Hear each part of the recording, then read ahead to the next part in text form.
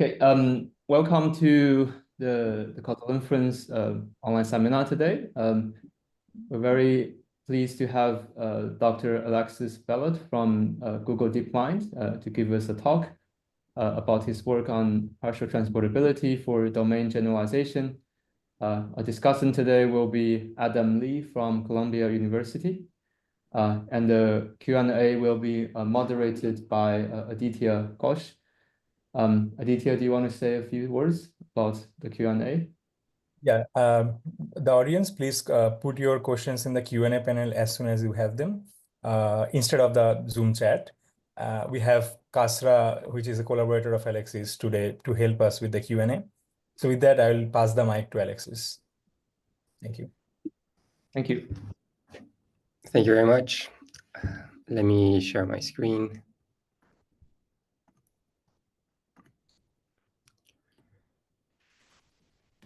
Right, so you should now be seeing my introductory slide. I hope that's okay. Right, so thanks very much for the invitation. It's really a privilege to be here. I've been following the seminar for a few years now, and it's just an incredible initiative. So thank you for that. So I guess today I want to challenge all of us to think about transfer learning from more of a causal perspective. And we'll do so with a recent work of us, a contribution to this line of research that coins this notion of partial transportability to try to understand transfer learning from a causal perspective. And this is work with Kashra and Elias, both at Columbia University. So to preface this talk, it's useful to discuss a little bit where we are as a field at this moment in time. So you can think of the research landscape as this vast forest that we all exist in, right? In which progress has been typically guided by very strong empirical evaluations, data experiments, and their interpretations, right? That really allow us to explore this landscape more and more over time. It's been our compass, if you like.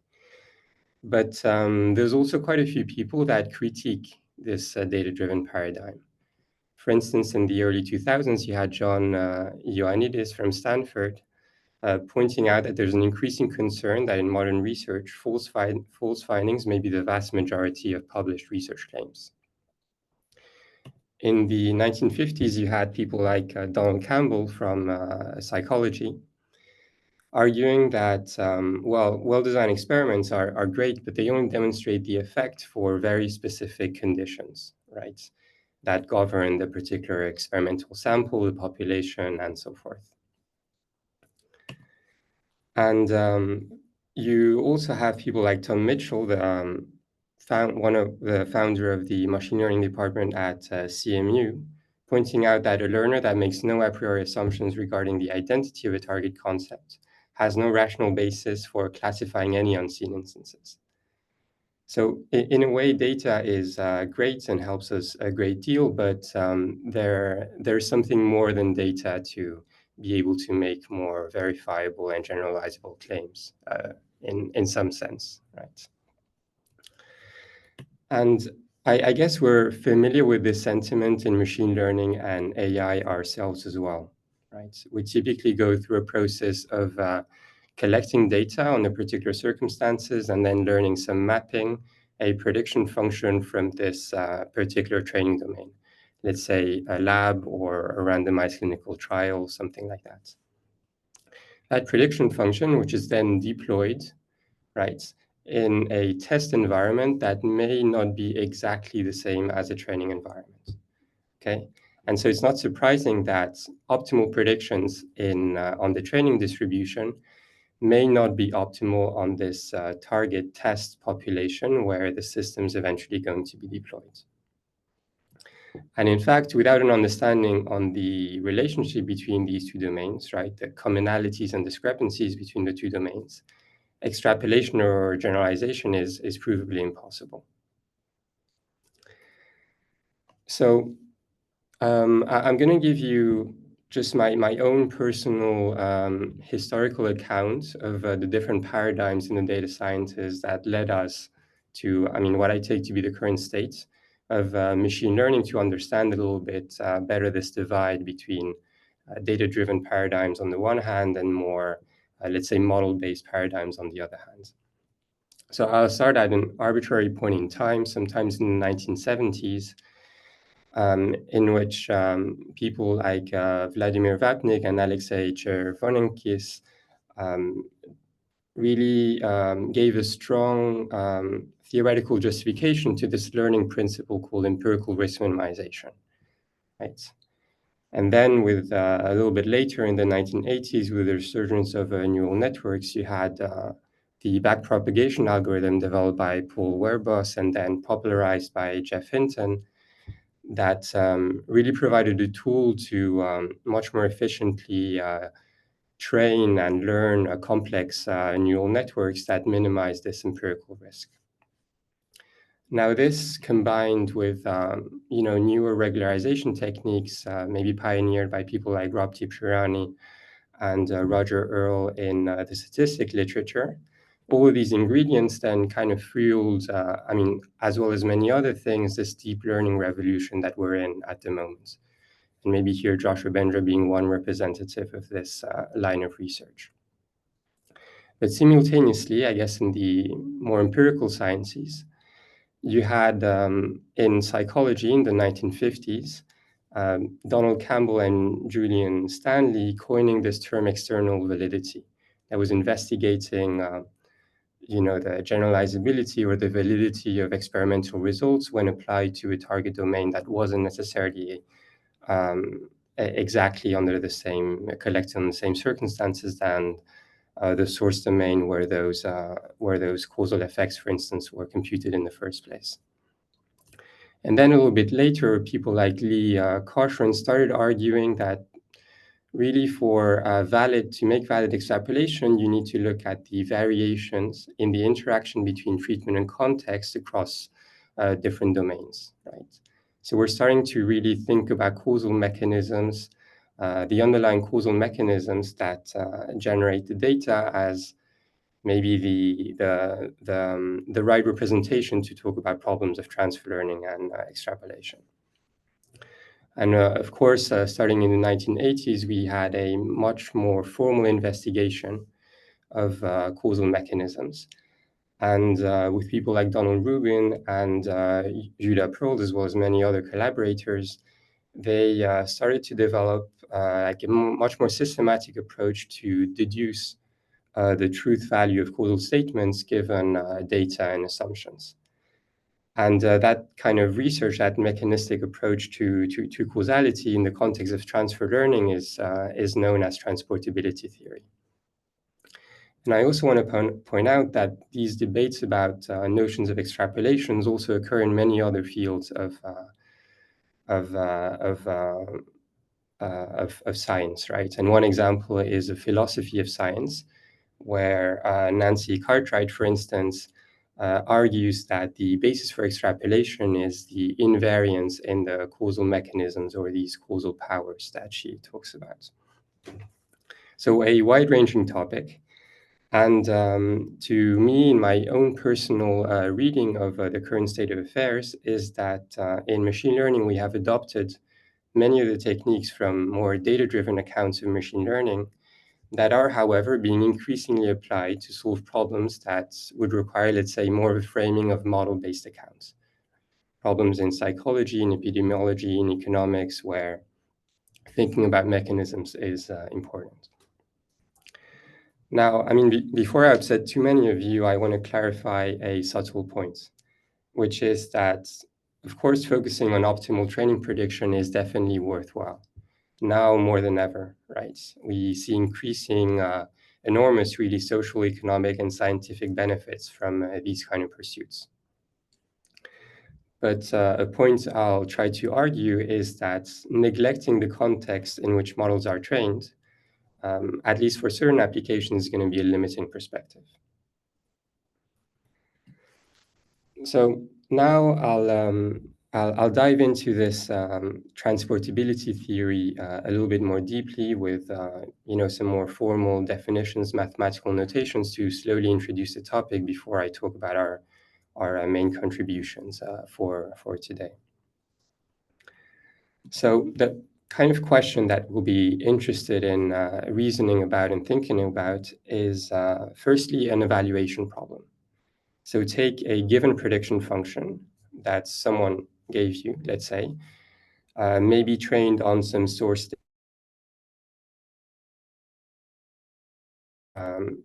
prediction function came about, but you are operating in some target domain and you're interested in understanding what is the error of this prediction function if deployed in my target domain. So what I mean by error of a given prediction function is as a mathematical expression is an expectation over compares the true outcome values with those predicted by your prediction function. Here, x being some covariates that you take as input to your prediction function. And crucially, the inferential challenge for these kind of problems will be that you don't necessarily have a lot of data from your target domain, but instead you can leverage data from some source domain, right, PS. And we'll also introduce some additional elements, some understanding of structure and some qualitative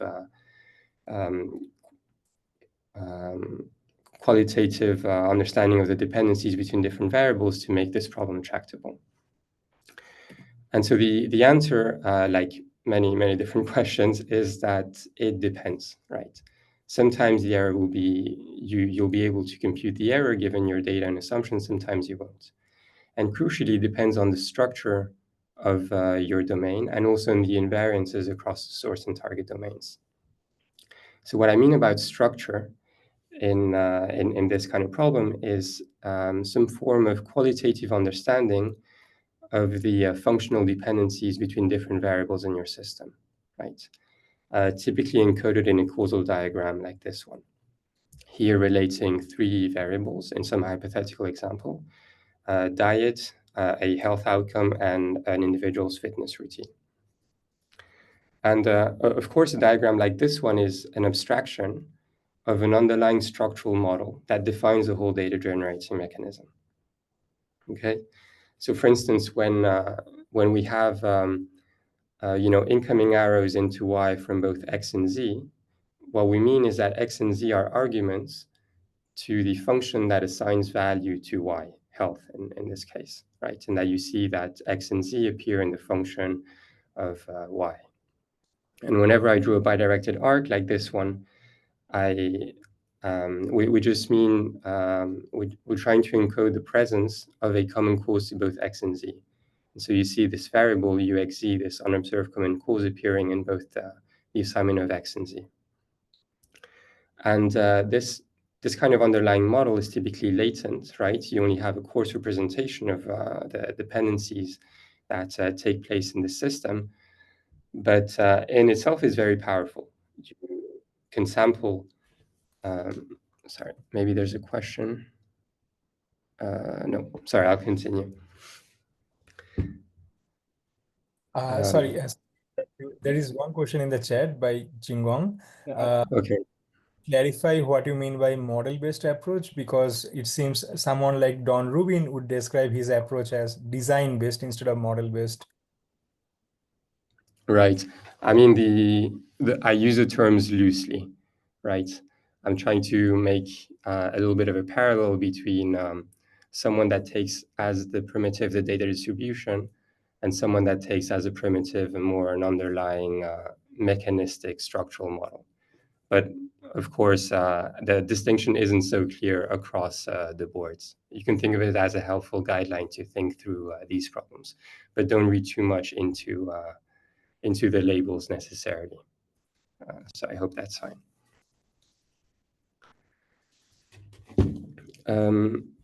Okay, so here we have, I guess, a description of a single domain, let's say the source domain, right? And in problems of transfer learning, there's typically multiple domains involved, so at least a source and a target domain. And so we typically operate on a richer abstraction, which are called selection diagrams, that not only encode the structure of the source domain, but also tell you something about the the discrepancies and the invariances between a source domain and a target domain. For instance, in this case, these square nodes would indicate that the mechanisms of X and Z may vary arbitrarily between source and target domains, but that anything else is meant to be invariant. For instance, the mechanism of Y, right, is meant to be equal across source and target models. So, and it's this kind of object that we'll be working with to try to solve these evaluation problems in the transportability literature generally. So let's just look at one example to understand how you may use these different elements to get a unique value for the error of some prediction function. So let's take some example. Right, we're still working with our system of diet, health, and fitness. And we're interested in computing the error of some prediction function h that takes diet as an input, trying to predict an individual's health outcome. And here you have some data on all of these variables in some source domain, and only partial information in the target domain. In particular, you have data on X and Z, but you don't have any information on the outcome, right? This is maybe one instance of a transportability problem. So you can start with your definition of the error, which by definition is given by this weighted sum of your loss function weighted according to your target probabilities. And you can then massage this expression to try to work through the problem. For instance, introducing Z by marginalizing over it and then using conditional expectation to get this updated equation. And then exploiting the invariances between the source and target domain, right, to express your target error as a functional of distributions that you have available as an input. In this case, source data on Y, X, and Z, and target data on X and Z. And so to reason about, success and failure in these kind of problems, it can be useful to think about what happens with the underlying models that you're studying. So imagine on the one hand, you have a large space of models for the target domain. These are all possible data generating mechanisms for your target domain, right? And on the other hand, you have the space of possible errors in that target domain. Here, it could be a range of numbers between 0 and 1, a range of numbers from 0 to infinity, anything that's plausible for your application. And a first observation is that if you fix a particular structural model for the target domain, that evaluates to a unique error of a given prediction function in that domain.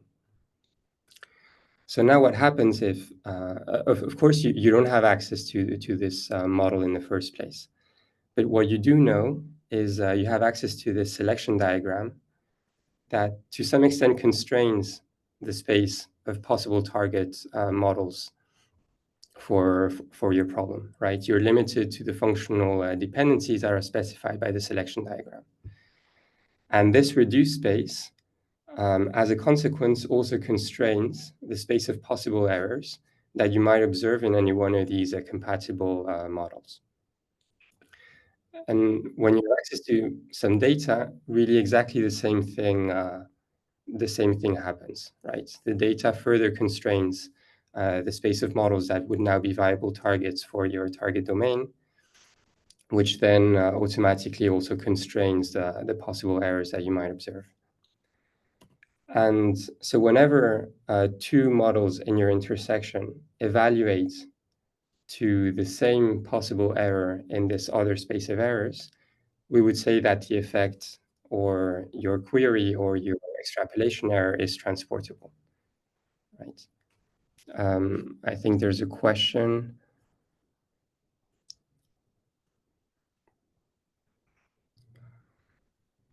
I'll continue, but then I'll stop in a couple of slides to once I finish this short section, and then maybe we can have a longer discussion. Right, and this is the notion of transportability, essentially. And the previous example, we were able to uniquely compute the value of the target error exactly because of this reason, because all models compatible with our data and assumptions evaluate really to the same target error. And I should say at this point that there is a long literature by now, I guess in the last decade, systematically developing algorithms to decide when an effect is meant to be transportable or not, right? And so you can have a look at any of these references to learn more about the field, right? At this point, I'm revisiting more than saying anything really new.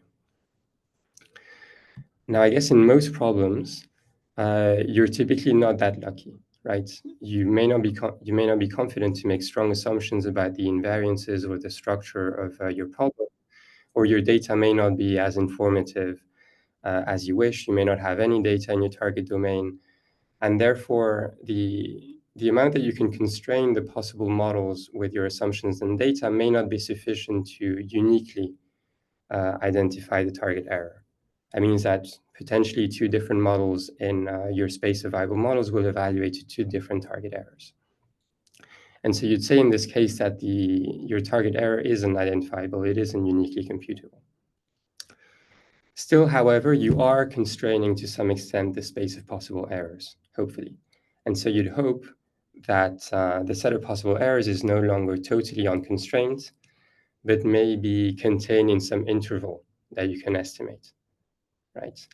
And for instance, a maximum target error may be a very informative quantity for you to decide whether to use a particular prediction model or not.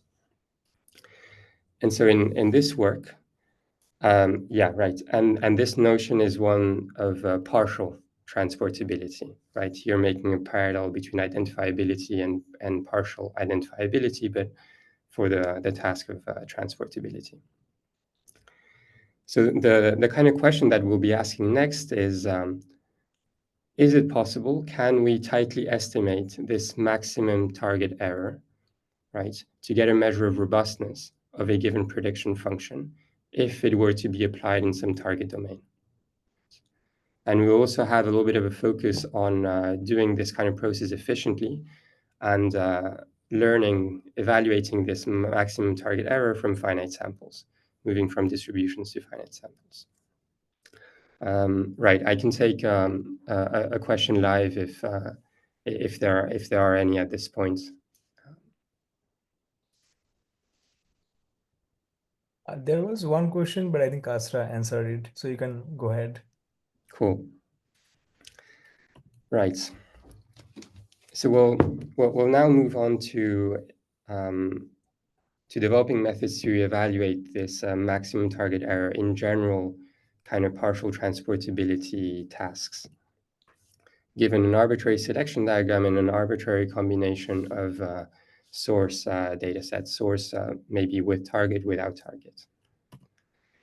And so our main contribution in this line of research is to show first that it is possible to tightly estimate the target error if your observed variables are discrete. That is, if you work in systems characterized by discrete variables, so you work with discrete probabilities, and which is the one restriction we'll make for our results. But note, however, that we are working in a fully non-parametric regime otherwise. Right? We don't make any assumptions of the probability of exogenous variables or on the parametric form of the function assigning value to different variables, right? You only take the data in the graph otherwise. And the reason why it will be possible to compute these tight upper bounds is because intuitively, at least, all discrete probabilities and constraints defined by the selection diagrams, induced by any SCMs, can be equivalently generated by a special subset of SCMs, those that would be parameterized by neural networks and by uniform distributions for the exogenous variables.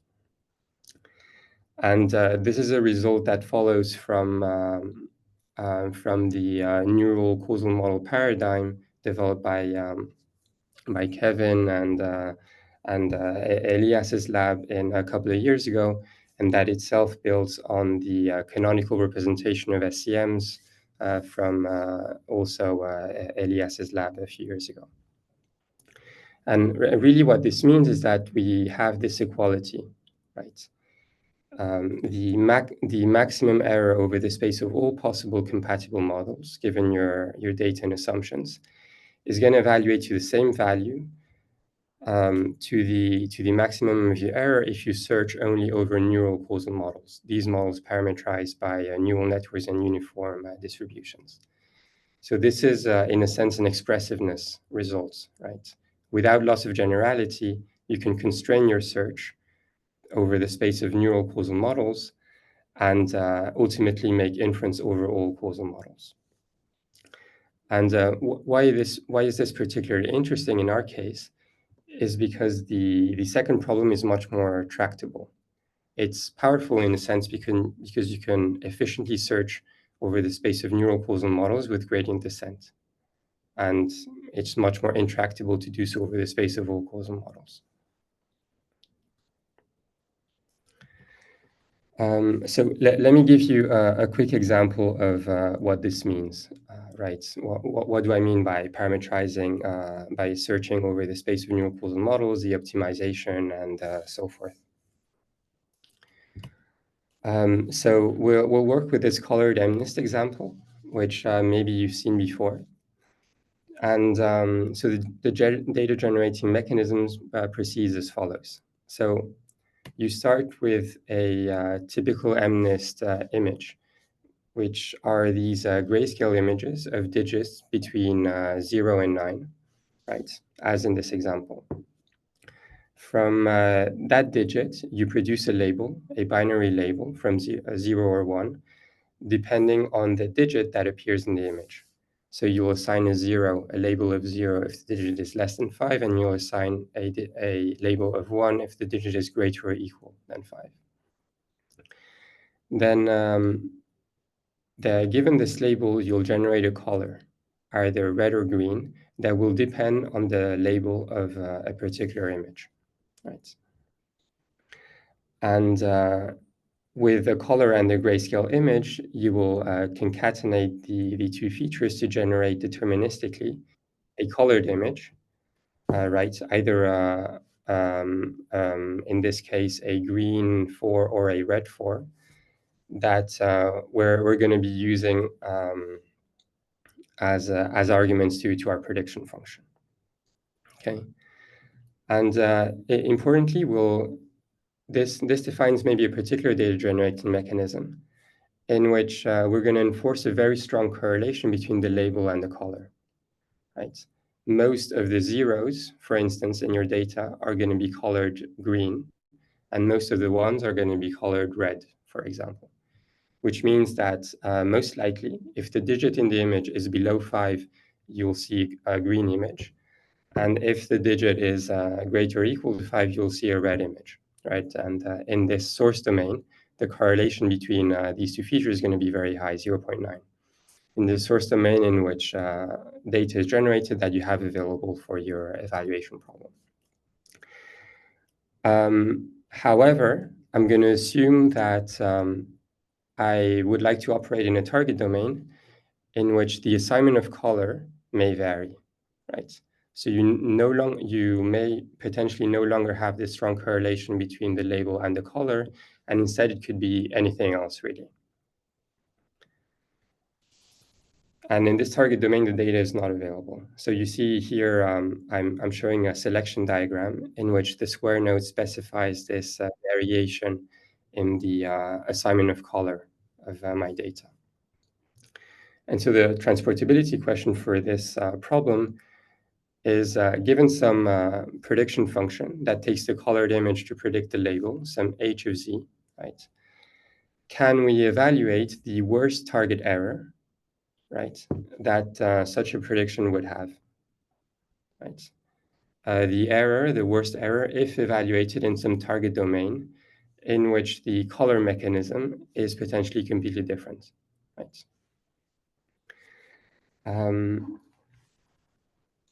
Okay, so neural causal models, right? When we say that we search over the space of neural causal models, what does that mean? So we start by parameterizing our structural causal models according to this selection diagram, right?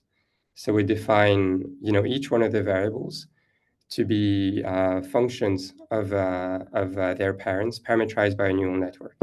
So you have, for instance, a source domain in which the label is generated by a neural network that takes the grayscale image as well as some noise term. And similarly for all other variables, right? For instance, here the color would be generated by a neural network that takes the label as an input and some error term u. And you do exactly the same thing for the target structural causal model, but note the invariances in the parameters of these functions, right?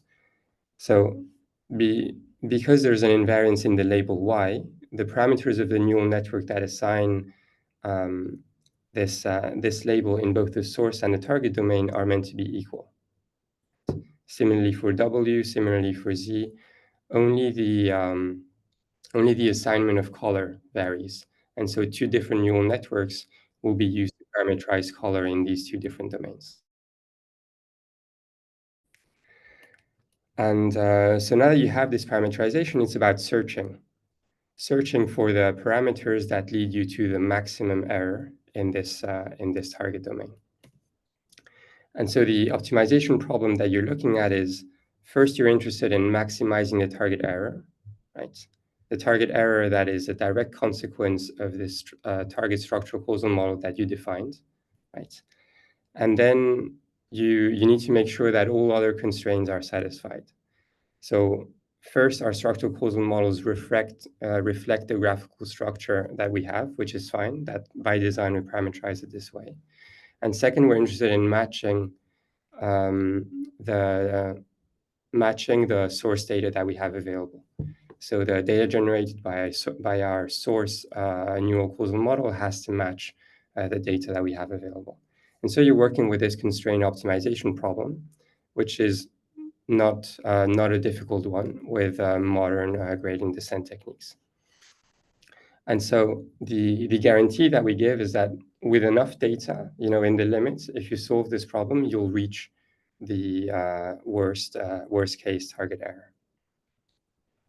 Sorry to interrupt. Can you clarify what are the x and y for the above graph? For the health graph. Yeah. Yes, you have a y and x in your constraint optimization problem. What do they correspond in your example? It's color. Sorry. Good point. Yeah. Here the x is a typo. Sorry, the x should be a z in the constraint optimization problem. Was that the question? Yeah. Yes. Thank you. If so, yeah. Sorry, it should be a z, right? We're working with a function that takes the colored image as input. Okay, so now we have a way of computing really the maximum target error for any classifier. So you can think of this as this magnifying glass that for any classifier will give you the maximum target error in some domain. Okay. But now I guess we can do evaluation, but the next natural question is, of course, given that we could learn really any classifier, or that we have a large pool of classifiers available, can we find the one with the lowest maximum target error? So we're really moving from an evaluation problem to an optimization problem. We want to navigate the space of different possible prediction function to converge to the one that has the lowest maximum target error. So we're going to search over this optimization objective that is this maximum target error. And so we call this evaluation algorithm neural TR in our work. Okay. I could take a question now if there is any before moving to optimization. Otherwise, I'll continue. Can I ask a quick question? Why are you saying maximizing the error instead of minimizing it? I mean, in this case, I'm assuming that you'd like to be robust to the worst case error that you might observe in the target domain. So you have some maximum error, and then you want to find, I guess, in the optimization problem, the classifier that would minimize this maximum. Yeah. Thank you. Okay. So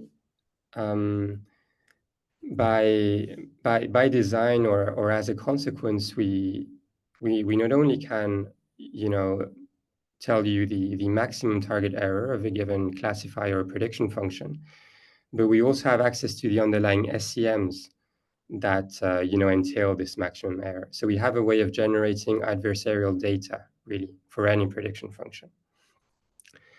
And so we can leverage this observation to design an iterative algorithm that will successively generate more and more adversarial data that eventually will allow you to train a predictor that will minimize the worst case error over all possible predictors in your space, let's say over all neural networks.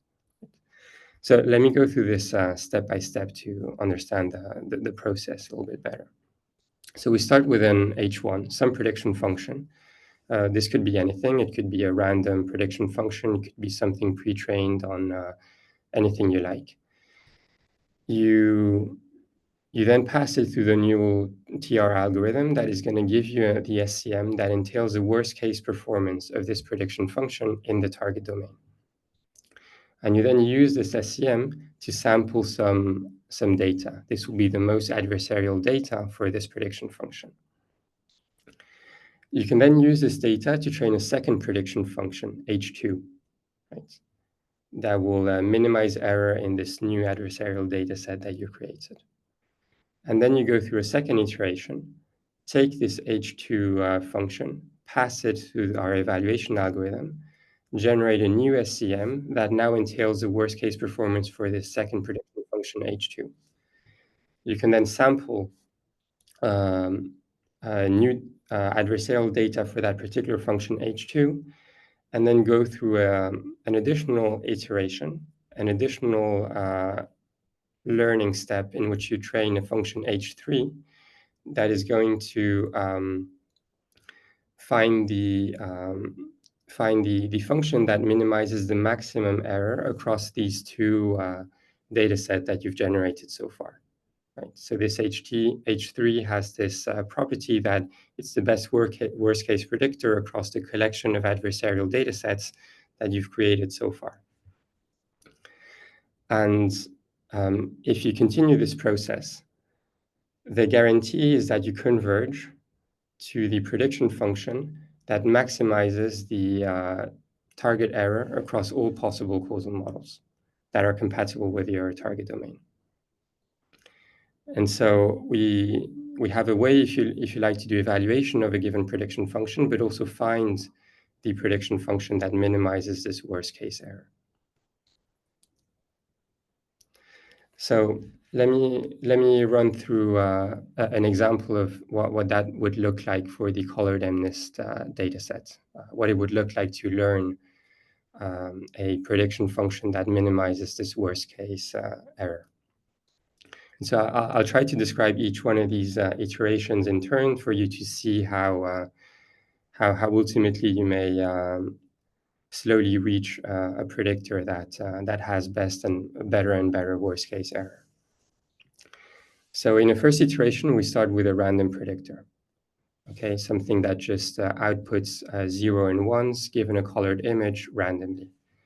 And so you see here on the y-axis, you have the accuracy of such a predictor in a target domain. And on the x-axis, you have training iterations of the neural TR algorithm. So here, the only thing that we really care about is going to be this endpoint after 100 iterations of our algorithm.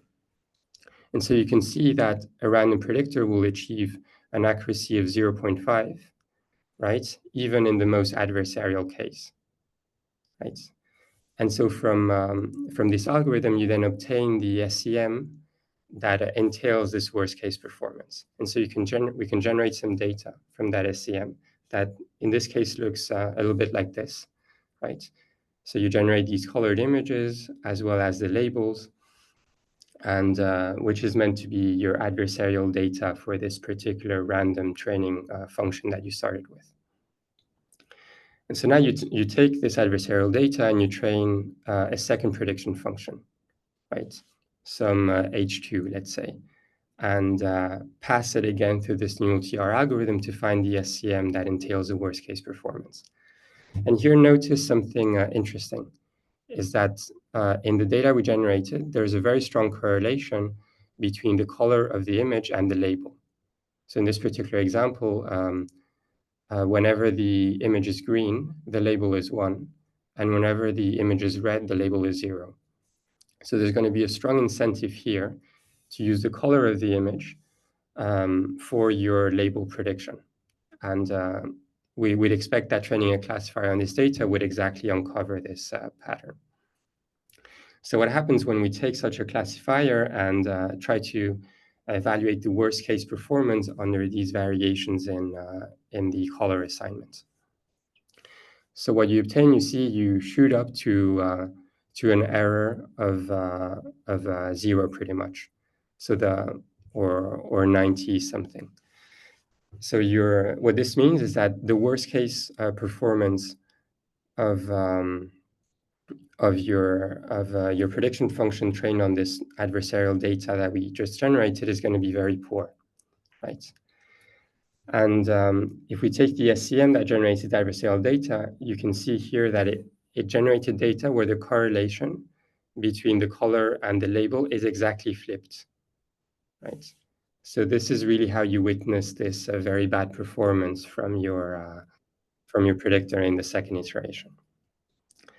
And so now moving on with the algorithm, we go into a third iteration that will take these two adversarial data sets and train a new prediction function to minimize the maximum across both. And so here you can already see that the classifier will be kind of forced to ignore the color, because if you take the color into account, you're going to do very bad in either the first data set or the second data set.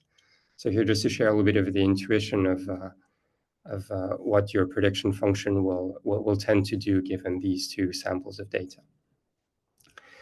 And if you pass that new prediction function through our evaluation algorithm, we see exactly this pattern.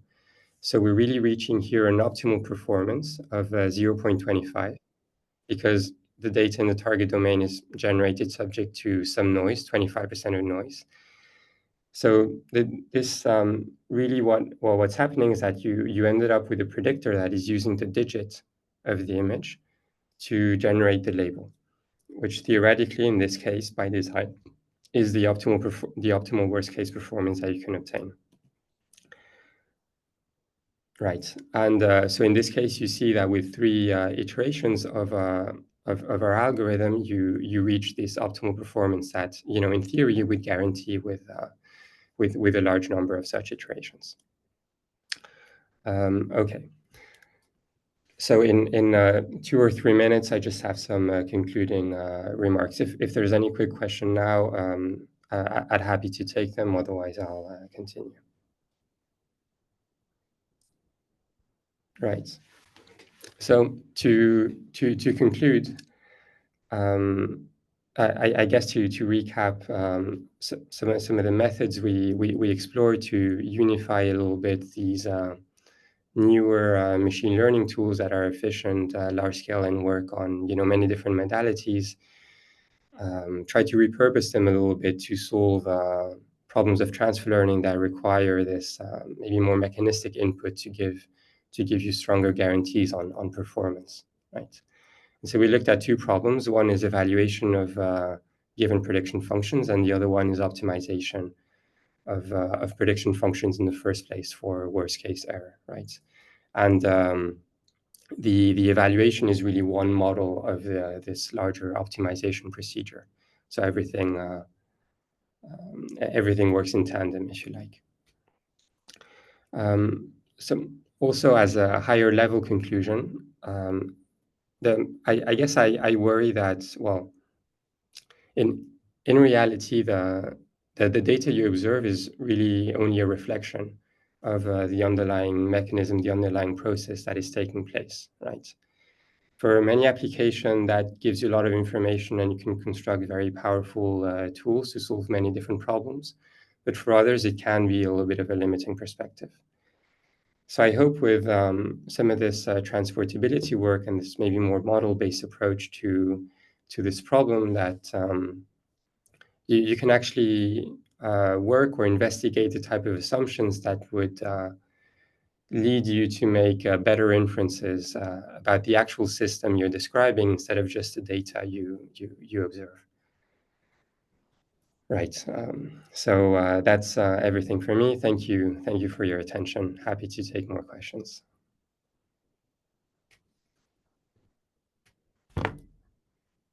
I think for the interest of time, we can move to Adam, and then we can take more questions towards the end. Is that Yeah. Adam? Sure. Okay. Yeah, I could share this. Okay, yeah. I guess in the interest of time, I'll just quickly jump to some discussion questions. So, yeah, I think Alexis just Adam, did a we're great seeing your the notes, not the main slides. Oh, okay. What about now? Yeah, that works. Okay. Yeah, so Alexis just did a recap, so I'll skip this. So here I'll just highlight some of the related work that I thought was foundational, and really a lot of this work came from the Balk and Pearl paper, where it established a canonical parameterization of SEMs, which I think is a great paper for everyone on the call to definitely read. And then there's definitely a big body of work around generalization, so I didn't do this justice, but for the sake of time, I think we can just go to some discussion questions that I thought of when reading through this paper. Yeah, there's a lot here, so happy to go down the list. Alexis, however you want to do this. Maybe we can start from the top down. I know someone had a question about applications as well, so yeah, how do you see this being applied in the real world, I guess? Yeah. So I guess there's two ingredients that we need for this kind of this kind of work. One is some data from some domain that is hopefully related to the problem you're trying to solve in some target domain. And second is some qualitative understanding of what are the things that are meant to change or be invariant across the domains that generated your source data and your target domain. Now, I understand that that's not always possible in many real-world problems. However, in many other problems, it is. And also when specifying causal diagrams or selection diagrams, the assumptions are really in the absence of edges or in the absence of squared nodes that denote variation between domains. So I think there's always ways of adding more edges than you need cautiously to maintain correct inferences for your algorithm, right? Your bounds may be a little bit looser, but you can still guarantee correctness even if you use some kind of supermodel for your selection diagram.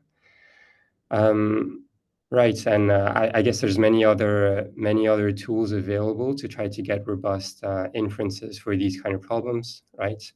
You could look at some form of sensitivity analysis, work with multiple graphs that could be potential candidates for your problem, and then do some kind of worst case optimization over all of them.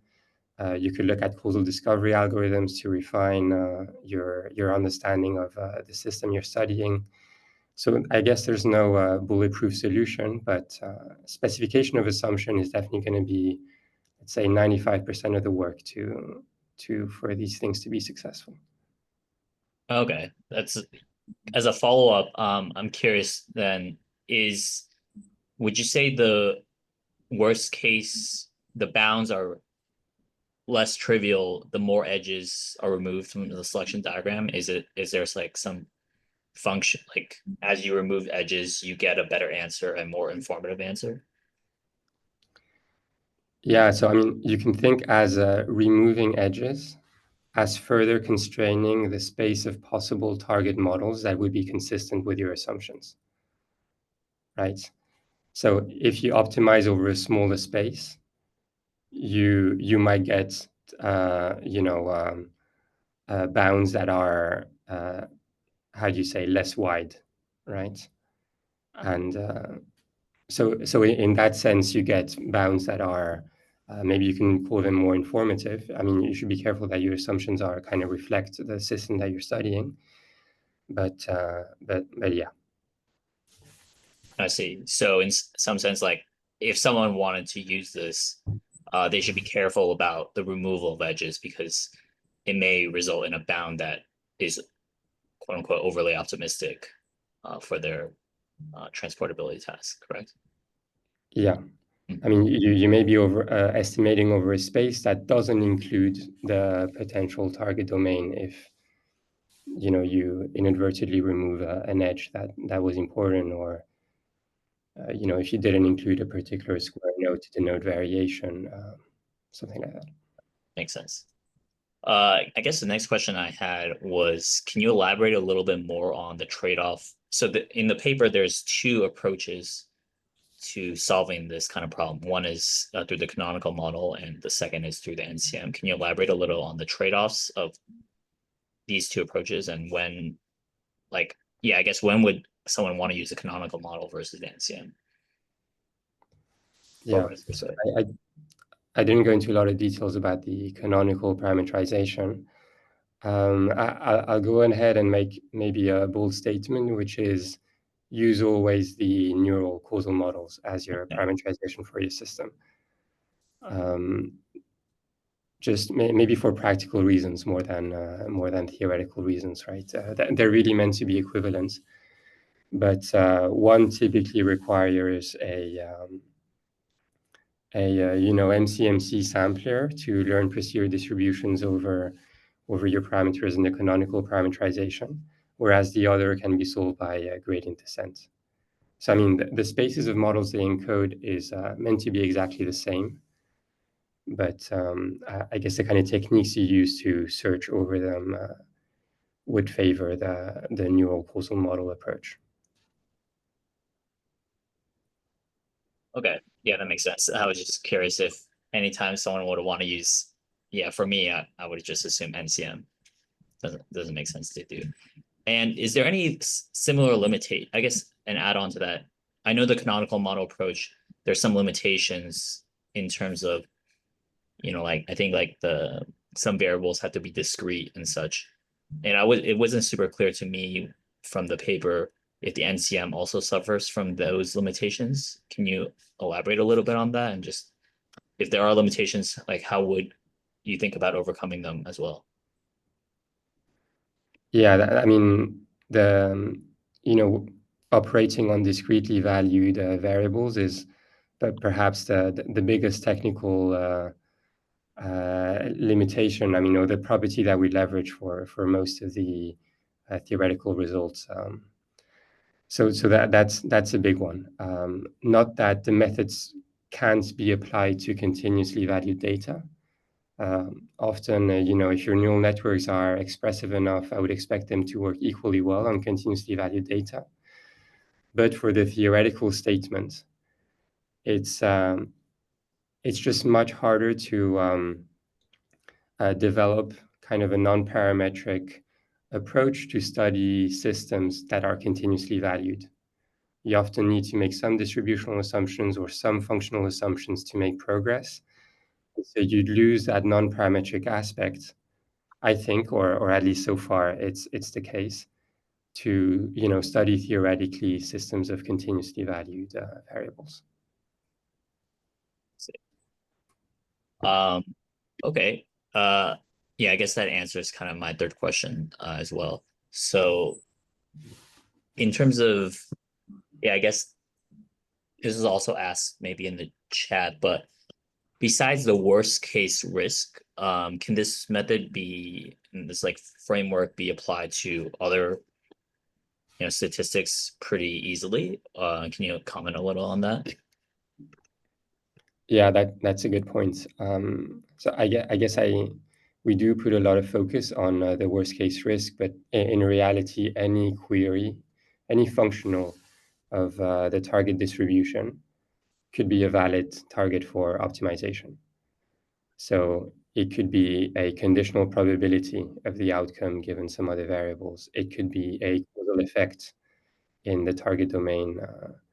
It could be, a conditional expectation in the target domain. Really, anything that's a function of the target distribution could be a viable target. Okay, nice. That's awesome.